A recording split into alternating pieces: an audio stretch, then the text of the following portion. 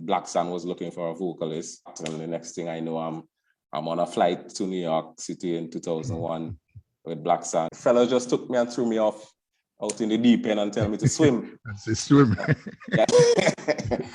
Once I got interested in writing songs, I wanted to learn about it. So I went to the library. But there was one book in the entire library about songwriting. And I sat that evening and read that entire book. So because I was thinking I was gonna write for Michael Jackson.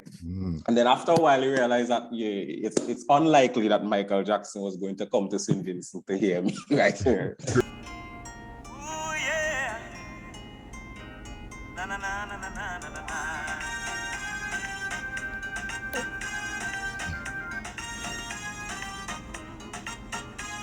Tonight is just for fun. Been dancing for so long. The air conditioned on, and windows start to sweat my mind. Greetings. Thanks for having me. A pleasure to be here on Vincy Internet Radio. Been looking forward to this all week. Yeah, well, I'm going to tell you before we start, you're free to talk about anything that you want. This program is yours, and whatever topic you want to talk about, there's no restriction. You're free to do that. But in the meantime, I'll let you introduce yourself both to my listening and my viewing audience of who Bomani is and where Bomani is located and where he came from. Oh, all right. Well, let me say greetings to all the listeners and everybody viewing on the live right now. It's a cool Sunday evening here in St. Vincent and the Grenadines. My name is Bomani, originally from Camden Park. For those of you who don't know, Camden Park is a suburban community just outside of Kingston to the west, about 3 miles. Born and raised, attended the Kingston Anglican School, St. Martin Secondary School, did some classes at community college, at the technical college, and got involved in music pretty early, around the turn of the century, the 1998 to 99 period, when I started doing talent shows, and then professionally in 2001 when I joined fellow musicians, singers, entertainers in a band called Blacksand. Some persons might be familiar with that band. I wet my feet in the soca arena as a frontline vocalist for Blacksand in 2001 and started doing, exploring all of the possibilities for me in music from then on professionally. So it's been, this year marks 20 years actually of my own journey in music. And that's it in a nutshell for the origin and for the beginning.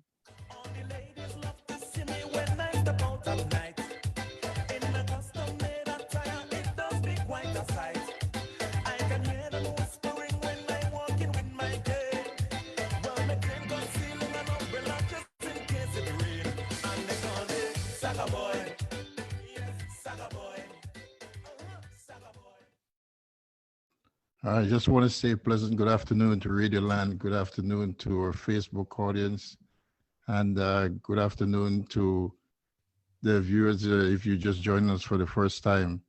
I'm your host, Molten Sears, of course, will take you through. I just want to welcome the brother in the house, Bomani. It's a pleasure, my brother. Welcome to Vincy's Internet Radio and welcome to Strictly Vincy. Thank you very much, my brother. It's a pleasure to be here. So I know you give us all in a nutshell about Bomani, but I want you to rewind and take us all the way back to before you were Bomani. How did it all start? Wow. Well, I was given, I've done quite a few interviews where I would have to sort of explain my history, I guess. And every time you retract and you tell the story, you realize that there are elements that you forget or you miss, And I was given some talk, because I did a similar program some time ago, and I was given some thought to a very important part of my journey that I missed in almost all of the interviews that I would have done in the last 20 years, which was my early exposure to music in a kind of serendipitous way. As a child, my aunt used to be a caretaker for some elderly folks that lived in Kingston. And you know, they had Alzheimer's and stuff, so they weren't really there. I used to have to go get lunch there as I attended the Kingston Anglican School. And they had an upright piano, an old upright piano. Most of the keys were broken, but for some reason I was drawn to that thing. So I used to look forward to lunchtime when I could go and just play around on this old piano and make songs on it and make music, not realizing even at that early age that this was like a step towards something else that was going to come, foretelling where my life would take me, you know. So that was a very important. I don't think I would have become so curious if I wasn't introduced to that old piano in that house all those years ago. And so yeah, after a while, I knew, you know, I became interested in. I think I always had an active imagination, so there was a lot of storytelling and making up scenarios in my head, and that turned into poetry in my early years at St. Martin Secondary School. Even at 12, at 11, 12 years old, at primary school, 9, 10, 11, 12 years old, I started, you know, writing these compositions and stories, and it became poetry after a while. And then after a while, I realized that as I got more and more interested in music, meeting some very talented young fellas when I went into St. Martin's, they were coming from like the church. Most of those guys had the church background. There was a group that went to. They were a little older than us, but they were in the grammar school. Grammar school had a group, I remember. I forget the name, but you know who was in that group? Kevin Little. Mm-hmm. Right? So there was always this rivalry between grammar school and St. Martin's. Grammar school do something, St. Martin's gonna do something else. You know what I mean? Whether it's sports or whatever it is. So when we heard that they had a group, we were like, yeah, we're gonna put a group together. And I met these guys coming from different backgrounds, and we had this little group. And then so everything just sort of accumulated over time, although, you know, we were kids at the time and it was more of a hobby. It got more serious when I guess when I left, when I graduated from St. Martin's, I was looking for a space in music, and I had met a beautiful young lady who became my very good friend, the late Pat Ralph. She was the only person I knew who was involved in music. She was a calypsonian, very, very talented young female calypsonian. Here, she was the only person I knew who was involved in music, and I asked her to, like, you know, link me with somebody she knew who could help me make some demos and stuff. And she linked me with her collaborator, a keyboard player. I used to play in a band named Signal, Joanza King. We met up, started doing demos in the late 90s as young kids, and then he had a little hotel band, a small band that used to go around playing hotels and doing cultural events and so on. I started hanging around these older musicians and stuff, and he gave me a microphone and told me to, you know, give it a shot, you know, and I did a couple of these talent shows, and I was on the circuit, like, you know, in an amateur way for a while, learning, because it was really a learning process in terms of figuring out how to entertain, how to use the mic, how to communicate with musical instruments. And I also ended up taking some lessons as well, some music theory and practical lessons, getting taught by people like Jeff Venner and Kemuel Spence and them guys. And that led me now to sort of, once I was on the circuit, once on the hotel circuit, this was around the 2000s, early 2000, I think, that I took sort of a step, you know, to kind of introduce myself to the music community here in St. Vincent. And eventually that sort of led me to get that call that Blacksand was looking for a vocalist, and I should audition, and I ended up going to audition and getting the spot, and the next thing I know, I'm on a flight to New York City in 2001 with Blacksand, you know, fellas just took me and threw me off out in the deep end and tell me to swim. I say swim. Yeah. And that was it, you know. Mhm. Yeah. But you actually started writing before singing, or the singing came first? Because you said So you were in retreats and stuff like that before. yeah, I was all right. Well, as I started kind of mapping out what role music was going to play in my life. There wasn't really a definitive plan per se, but I had a broad idea of where I wanted to go. I thought that I would have been like a songwriter. Like that's where I put a lot of my energies early on, like crafting. Back then we didn't have the internet and Google and Facebook and YouTube and everything. So once I got interested in writing songs, I wanted to learn about it. So I went to the library. There was one book I forget the name of the book. I probably was about, same age, 12, 13 years old. But there was one book in the entire library about songwriting. And I sat that evening and read that entire book. So it gave me like, concepts and approaches that you could take in terms of songwriting and so on. So because I was thinking, well, I was gonna be this songwriter. I was gonna write for Michael Jackson and all these people out there. And then after a while, you realize that it's unlikely that Michael Jackson was going to come to St. Vincent to hear me right here. Right. So unless I sing the songs myself and try to get them out there. And that's where the singing sort of came in as a way to help me become the songwriter. And I realized that, there was some natural talent there too, but it needed to be developed, my voice. And so I sort of tried to get some, practice where that was concerned. So every day for like 4 years, even before I let anybody outside of my own house and few neighbors know, I would practice every day until I felt confident and comfortable enough that I could actually go out and sing. And so it sort of came together in terms of the writing and the singing and performing around that 2000 period. So you have like for your catalog, you have a very long catalog. And if you listen to all your songs, they're, clean and just, smooth, mellow soca, raga soca, whatever you want to call it. But I'm listening to your voice right now when you talk.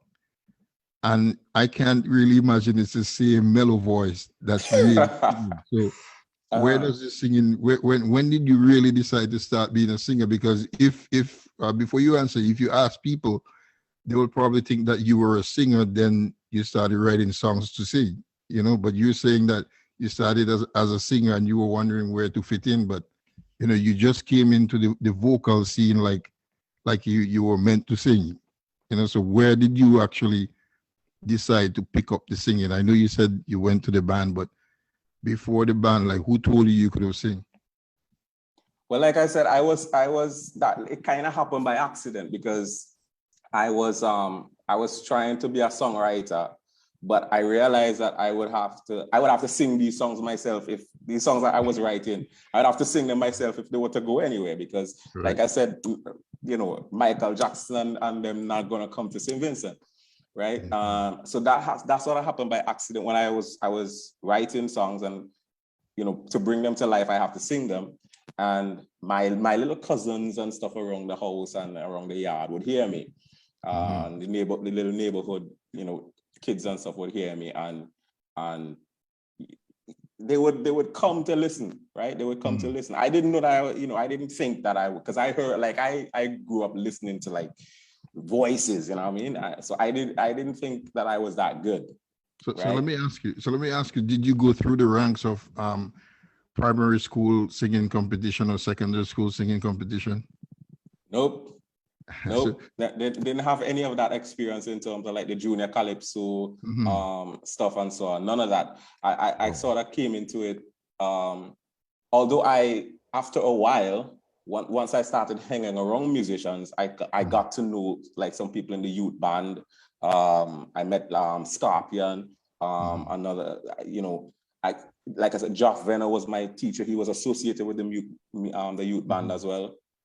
So I got to know them kind of coming from the outside of that junior calypso experience. Even my friend Pat, my late friend Pat Ralph, who I met, she was already an established artist by the time I met her. So I miss all of that. I miss that. I miss the being in the thick of things and the mix with like Man Kemi and even my bandmate Chanel McKenzie and all of those who were in that space, right, for years and years. I sort of came, I guess, around away from that, you know. But right. Yeah, because Chanel would have came through the secondary school ranks, right? yeah, she came through the primary school and secondary school ranks. Right, Yeah, right. I think I remember that at that time. And I think I remember around that time, Marshall Montano.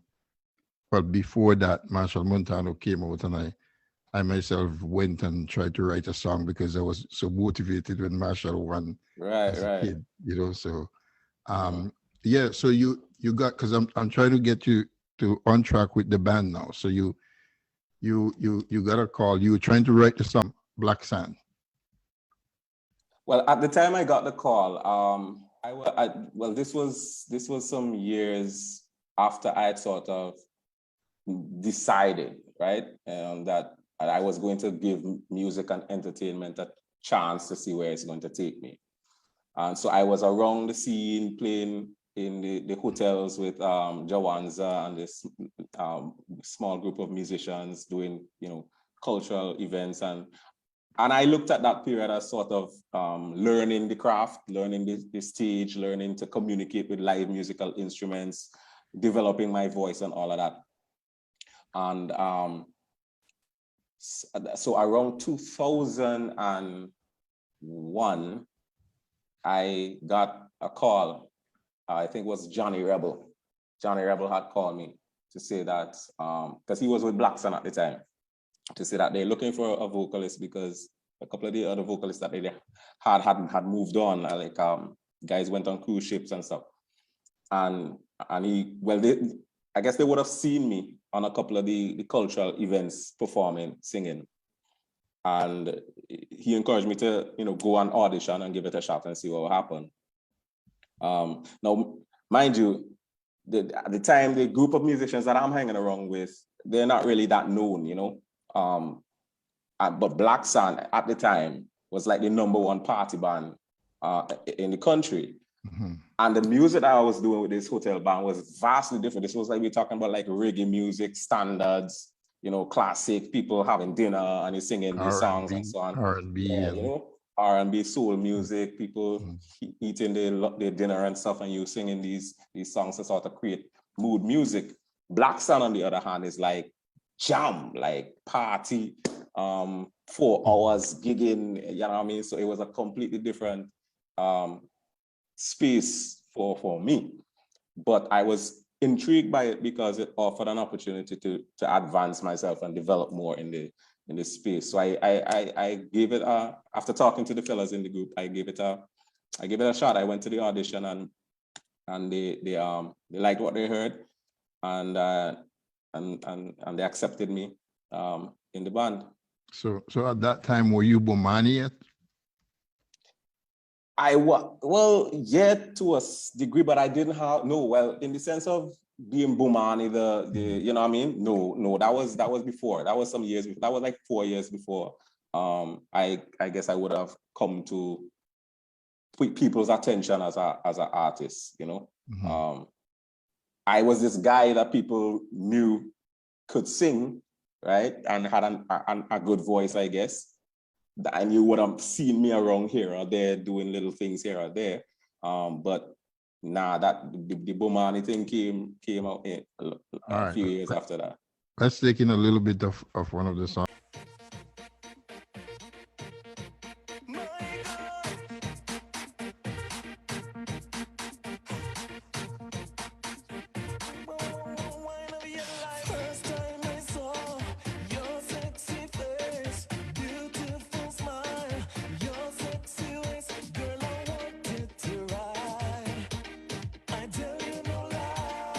When you start singing at an early age, do anybody in the community really influence you to sing? Because we know in St. Vincent and the Grenadines, we listen to different kind of music. We listen to all kind of music you can think about. We listen in St. Vincent. And remember, our grandparents and our parents always sing in the house. Say on your way, going somewhere, like, did you hear somebody like say, singing, and then that kind of influence you to really say, okay, I want to be a singer? Well, in my house there was music all the time. Well, as a kid, my parents were Rastafarian, so reggae was a big thing. Like all day, every day. I became familiar with everybody from Burning Spear, Wailers, Stitchy, General. I mean, all the reggae artists at the time as a child, right? So I guess that sort of piqued my, naturally you get interested in music, I guess, now that I come to think of it. But I think, I think there was so much of it that I got saturated to the point where I didn't really want to hear it anymore. And then I started searching for other types of music, right? So when I found like my father's tape thing could switch to like different radio stations and stuff, and then I heard this other stuff coming out of the radio, like other types of genres of music. Yeah, that was like an eye opener for me. So I had like in my young years, I had dozens of cassettes. Like I would tape over, just listen to the radio, trying to catch songs and stuff, right? So there was always that innate appreciation for music in my household. In terms of being inspired by, when I started searching for my own way, how to space, how I can enter this music scene here in St. Vincent and Grenadines. Because I was, as I mentioned, there's all this stuff going on, trying to be a songwriter for all the international pop stars and so on. But missing in those early years what was happening here in St. Vincent and the Grenadines, because I wasn't really exposed to that.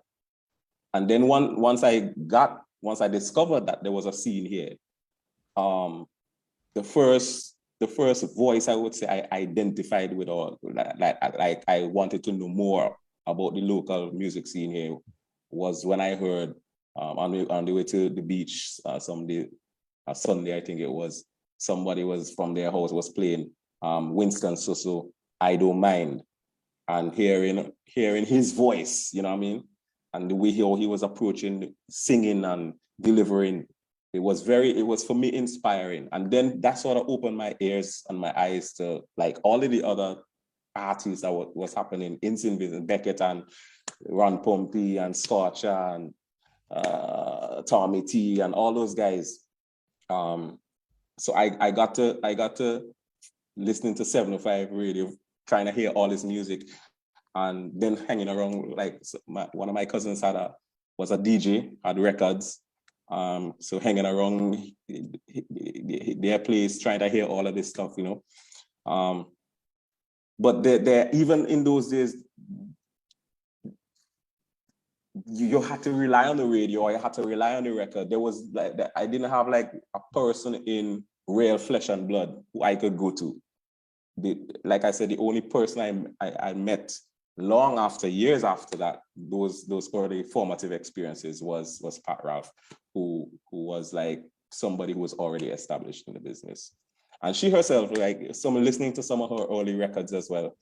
She was a vocalist with she did a stint with Exodus for a period of time, and so that provided like a kind of an inspiration too. You know what I mean? So here's this young person, a great voice as well, and finding a space in a band as big with a big legacy like Exodus.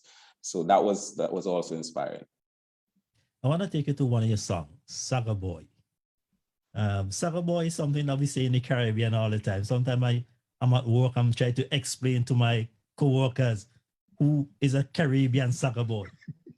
And we know that you put it in this song, and I'm going to pull it out from you with the felt hat, the cane, and the hand key hanging out of your pocket. Was that the inspiration why you wrote that song? Well, that Saga Boy came from, I wrote that, I can't remember when I wrote, yeah, I wrote that song came out in 2012, I think it was 2012 or somewhere thereabout. I can't remember the exact date. But the inspiration for the song came from years before. Like I was like 6 years old. Like I said, I went to the Kingston Anglican School, and back they used to have a shop in the back of Kingston Anglican School that we used to go and get like little sweetie and stuff like that. But the shop owner used to call everybody, like all the male students that came in there. Everybody was Saga Boy. Everybody was Saga. He used to call me Saga Boy all the time. He used to like you're short, so you can't really see over the counter. So he would always peep over and say, Saga Boy, what you want? Right? And I remember when I was in my writing period during that year, I was a member of the Upstage Calypso tent at the time, cast member, and I was looking for a song. I was kind of looking for a song that I could portray a character in, right, on the tent nights. And so my mind went back to being 6 years old and being called Saga Boy. And I was looking around to see if a song like this had ever been, if anybody had taken the concept and sort of brought it into a modern context. And I couldn't find any, and I was like, all right, let me try it. And yeah, that's how it came about. Because I can tell you why I keep laughing about this every time I talk about it. I grew up in Byron Hill. So, on a Sunday afternoon in the Caribbean and most in St. Vincent, we put on with Sunday best and we're going down the road. So when I heard Saga Boy brought out that right. I used to custom sing on a Sunday afternoon, and everybody say, "Oh, look, Saga Boy going there." Right. yeah. That was it. I mean, after I started to like do my research and stuff, and I found out, talking to some of the older guys, found out the whole culture around the Saga Boy culture back in those days, and so I was trying to bridge that gap, trying to give persons an opportunity to remember, and then introduce the slang to my own generation at the time, and it turned out pretty good. Yeah, because for me that's it's not only a big song that I like, but it always brings back that inspiration. I always put a smile on my face when I heard that song, because I did a little research in it throughout the Eastern Caribbean. Although different countries have different word into it, it end up the same thing, that this is a guy who like to sweet mouth women or yes. sweet talk women. yeah. And yeah, every culture has an image of that in a particular way, and I think that's why most people were able to relate to it.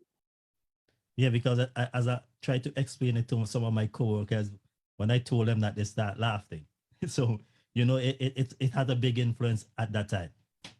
But outside that, how do you get your inspiration? Do you write songs for us, or do you get a melody for us? Well, when I just started, it was melodies. Like they would just come. Like I would have melodies in my head. They would come out of nowhere. Sometimes I'm doing random things, like I'm washing dishes or I'm sweeping the yard or something, and something would fly into my head from somewhere. And so if it's persistent and it's bouncing around for a while, then I would try to flesh it out, sit down somewhere with a pen and a piece of paper. This was in the early times. And then I would try to bring structure in terms of the melody. So it would, for quite a number of my early songs, it was for a few weeks or months possibly, it was just la la la in terms of what the song sounds like for a while, until something else that I would be inspired by would tell me, okay, I should take this melody and write a song about this issue or that topic, or or somebody where I would accidentally hear somebody say something, or and then I would add the words later. And then there were times when I had got myself a keyboard at one time. So that sort of transition into sitting at the keyboard trying to work, coming up with some melodies. I might have some words already, some lyrics. So I use the keyboard to iron out what the melodies for those lyrics would be. So it became a combination of things after all. But my favorite way to write is to hear something, to hear a melody, to sit with it, hammer it out, iron it out, and then decide what I'm going to write about and then add the lyrics. You spent some time on a cruise ship. Could you tell us a little bit about that experience? Oh yeah, that was after 2003. 2003. I'd been on the circuit with Blacksand for a while. And then now remember, this is a period of time when, this is when I had dropped everything I was doing. I was working, when I joined Blacksand, I think I was working for an offshore company in town. I was making, for a young kid, it wasn't bad money for a young kid. But music was such a strong pull. And this was one of them shift jobs where sometimes you'd be at work from 4 to 12 midnight, and then it was 12 to 8, or it might be 8 to 4. So it was kind of difficult to balance the both of them. So after I got the urge, really, this strong pull for music, I just dropped all of that and went into this thing to see where it would take me. And I'd been around for Blacksand for a while. But I mean, let's face it, Blacksand wasn't paying a lot of money back then. It was a great learning experience, but to do it as earning, a living compared to what I was doing before, it wasn't a lot of money. And then I got a call one day from Joanza, who I had collaborated with in the early times, as I mentioned, met him through Pat Raff and did some of my early demos. He was working on a cruise ship, and a similar situation where the vocalist that they had left, and they wanted someone, and he told me, like, this is what you're gonna make. And when you compared what I was getting, I mean, I don't mean to make it sound like this, but when I made the comparison what I was getting with Blacksand and what he was offering, it was no contest really. But I'm a young kid still. I'm still early 20s at that time, and so I saw it not just as an opportunity to make some more money, but this was a chance to like broaden my whole entertainment horizons and gain some more experience. And wow, it opened my eyes to a lot of different things about the music industry and the professionalism, the audience coming from all over the world. And this was what I was doing every day. I sang on that cruise ship every day, except Wednesdays, I think it was, when he had one day off. So just the constant doing it, performing, refined, I think, is where I further refined my skills, I guess, and honed my skills. And it was a fantastic experience. It became a bit much after a while because they had promised that the contract would be 6 months, and then after that they extended the contract another 2 months and extended it again another 2 months after. I was there for like almost a whole year, so it became tedious after a while, and I needed a break. It so happened that came around 2004. Now, when I left Blacksand, it was on really amicable terms. Explained to them my situation, they understood. And so there was always a space whenever I would be back in St. Vincent and the Grenadines. So when I took the break it was supposed to be vacation. I had written a couple of songs because it was leading into Vincy Mas 2004. And I had asked that those songs be recorded at the studio. And so, but it was initially just to record the songs because I was supposed to be on vacation to go back to the cruise ship. I think it was was supposed to be like an 8-week vacation or something like that. Yeah, it was supposed to be like an 8-week vacation. And then like in the third week, the guy calls and says, yo, we're going back early, like next week. So it was like, after being on there for almost a year, I was like, nah, I'll do the other contract. If you could find somebody else, if you could find somebody else to do this contract, I'll come and do the next one, but I can't go back there so quick. So I went in the studio with these songs. One was called Booty Call, which I wrote while I was on the ship. And there was another song I can't remember now, but I had to scrap that one because it sounded very similar to another song that was already out by another artist. Purely coincidental, because back then you kind of, when you're on a ship, you kind of cut off from what happening. There was no internet and stuff. You kind of cut off from what happening back at home. So I had like one day left before the studio time was cut off to go home and write something to come back to replace that song. And what I came up with ended up being I Am Soca, which ended up being Road March and Soca Monarch that year. So the whole thing about going back on the ship now, kind of, okay, let's see where this is gonna go. But the ship experience was great. It was part of my journey, and it taught me a lot. And I think it prepared me for what was to come after that. So you think if you have an advice a young artist, would you encourage them to take that same route that you took on the ship? Well, yeah, I mean, you have to evaluate your own circumstances and to see where you are in your career and what moves you could make to advance your own, to advance not just your career, but like your own skills in the business, right? For me, that was the main motivating thing about this. Was an opportunity for me to become a better singer, a better performer, because while I would perform with Blacksand maybe once a week somewhere, or twice a month somewhere, being on the cruise ship is every day. Like, you're part of the machinery, the engine turn on for the boat, and you're just like you had to work, you know what I mean? So, but it was, because of that, it was training, it was exposure, it was experience that I was gaining, I guess unbeknownst to me. So by the time I got back to St. Vincent in 2004, I had a full command of my voice. I had a full command of just the way I'm able to entertain.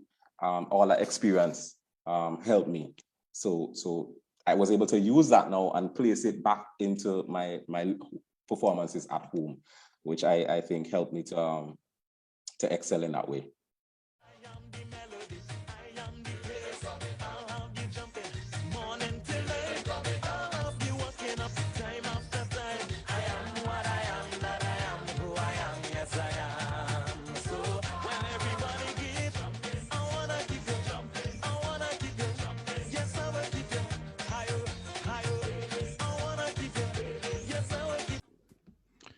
Yeah, Bomani. I was about to say before that when you came back from the cruise ship, you came back. It's like you came back with a vengeance, because there was the Soca Monarch and then the Road March King. Yeah. So, I just want to say, man, like, how proud we are out here when you guys, like your generation of artists, when you took over from, let's say, I don't really want to say you guys took over from Beckett and Sosa and those guys, because it's a different era. But you guys really kept the Vinci flag alive out in foreign, because at that time, it's like a whole, brand new dimension of music coming to foreign. And so I just want to ask you the question, what do you think keeps you relevant? Because your music has been, from I think 1998, and even up to this day, we can enjoy your music, and you and a few other artists around your era. But what do you think is the relevancy that keeps it going right now?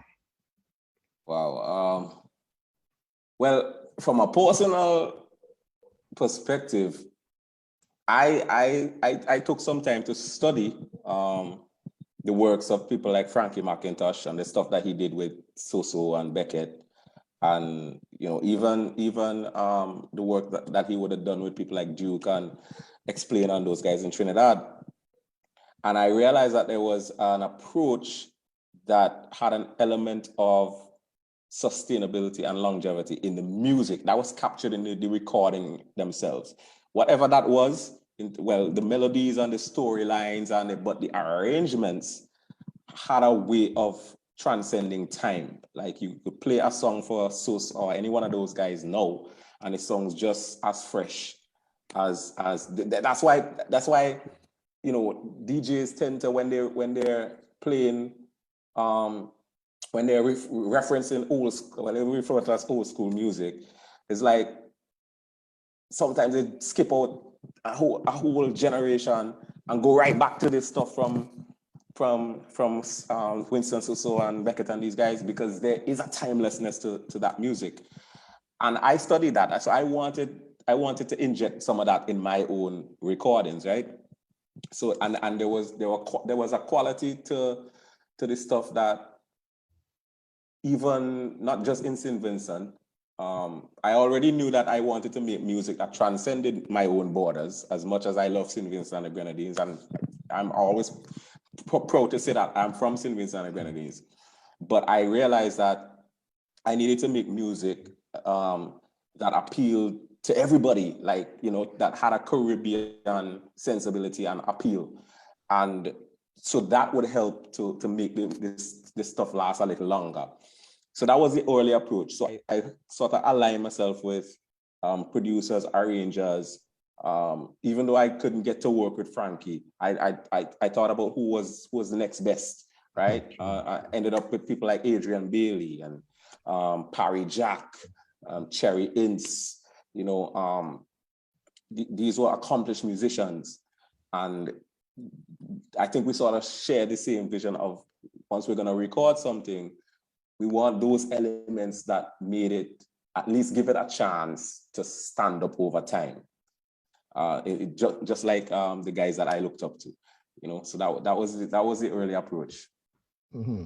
I really like, and I would say I like this program, because every artist that comes on here, we tend to kind of learn, things and go into their mind of what they were thinking. And here I'm learning, like the last time I learned that, the one artist went to a different producer because he wants his quality to be up there, even if it's expensive. And then you're telling me now that you wanted to craft your music to a certain way so that you'd have longevity. And that's very important for today's artists, to really look at how they want to put out their music. And like I can tell you, man, like your music today is still just as fresh. Because I think, and the best way I could frame it is, although I'd been working for years to reach to that point, by the time I got my break, as they say in the business, I did it with the song that I recorded after I came off the ship with, which was Booty Call. Now, I remember getting calls about that song and hearing that it was being played in, all of the clubs around the New York area and so on. And people thought I was from Trinidad and that kind of stuff. So that was buzzing. Then I Am Soca came out the same year, winning the competitions, Road March, etc., added to that. And the next year I recorded Wet. So by the time Wet came out, it was these songs bubbling on top of each other, and then Wet sort of solidified that. Now Wet changed everything, because I'd done the Booty Call appeared on it was a VP Records licensing deal, so it had a distribution to it, and it was sort of being promoted, right? You got to remember that this was around the period of the Turn Me On era, when Turn Me On had blow up around the world. So a lot of us as Vincentian artists who existed around that time kind of got stifled. On the contrary, the world was looking to see what else was happening in St. Vincent and the Grenadines around that time. There was a traditional narrative that to make it onto the New York circuit and onto the other circuits, you used to have to go to Trinidad, right? And work your way through there and then try and get through that space. And that was true to a certain extent, and certain part of that still holds today.